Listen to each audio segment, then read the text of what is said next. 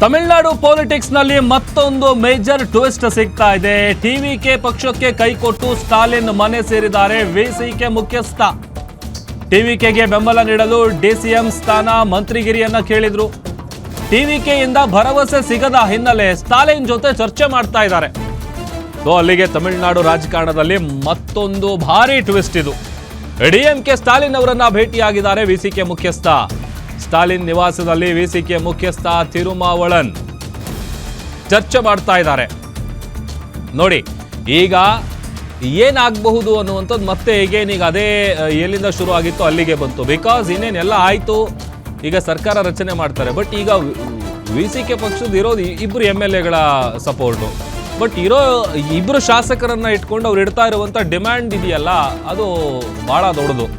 ಆಮೇಲೆ ಹೇಳಿ ಕೇಳಿ ಇಂಥವರ ಬೆಂಬಲವನ್ನು ಪಡ್ಕೊಂಡು ನಾಳೆ ದಿವಸ ಸರ್ಕಾರ ರಚನೆ ಮಾಡಿದ್ಮೇಲೆ ಮತ್ತೆ ಈಗ ನಾವು ಒಂದು ರೀತಿ ಬ್ಲಾಕ್ ಮೇಲ್ ಪಾಲಿಟಿಕ್ಸ್ ಮಾಡೋದಕ್ಕೆ ಶುರು ಮಾಡಿದ್ರೆ ಅದನ್ನು ಕೂಡ ಇಲ್ಲಿ ವಿಜಯ್ ಅವರು ಯೋಚನೆ ಮಾಡಬೇಕಾಗತ್ತೆ. ಹಾಗಾಗಿ ಈಗ ಉಳಿದಿರುವಂಥ ಮ್ಯಾಜಿಕ್ ನಂಬರ್ ಏನಿದೆ ಆ ನಂಬರನ್ನು ಫುಲ್ಫಿಲ್ ಮಾಡೋದಕ್ಕೆ ಯಾರು ಅವರಿಗೆ ಸಪೋರ್ಟ್ ಮಾಡ್ತಾರೆ ಅನ್ನುವಂಥದ್ದು ಒಂದು. ಜೊತೆಗೆ ಅವ್ರ ನಿವಾಸದಲ್ಲಿ ಏನು ಚರ್ಚೆ ಆಗ್ತಿದೆಯಲ್ಲ, ಸ್ಟಾಲಿನ್ ಅವರ ಜೊತೆಗೆ ಮಹತ್ವದ ಮಾತುಕತೆ ನಡೀತಾ ಇದೆ.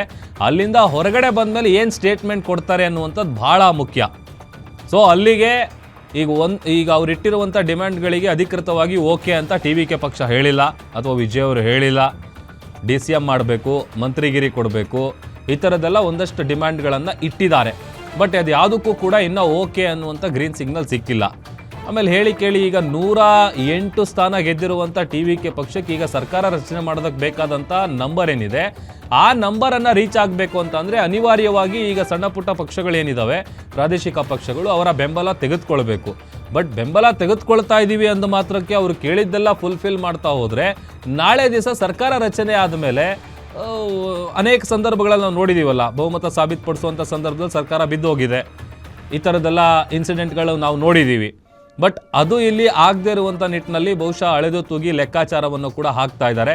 ಬಟ್ ಟಿವಿಕೆ ಪಕ್ಷಕ್ಕೆ ಬೆಂಬಲ ನೀಡಿದ ಕೆಲವೇ ಹೊತ್ತಲ್ಲೇ ಈಗ ಅವರು ಯೂಟರ್ನ್ ಹೊಡೆದಿರೋದು, ಜೊತೆಗೆ DMK ಸ್ಟಾಲಿನ್ ಅವರ ನಿವಾಸದಲ್ಲಿ ಚರ್ಚೆ ಮಾಡ್ತಾ ಇರೋದು, ಅಲ್ಲಿಂದ ಬಂದಮೇಲೆ ಏನು ಹೇಳ್ತಾರೆ ಅದರ ಮೇಲೆ ನಿಂತಿದೆ ಇವಾಗ ತಮಿಳುನಾಡಿನ ರಾಜಕಾರಣದಲ್ಲಿ ಟ್ವಿಸ್ಟ್ ಮೇಲೆ ಟ್ವಿಸ್ಟು ಸಿಗ್ತಾ ಇರೋದು.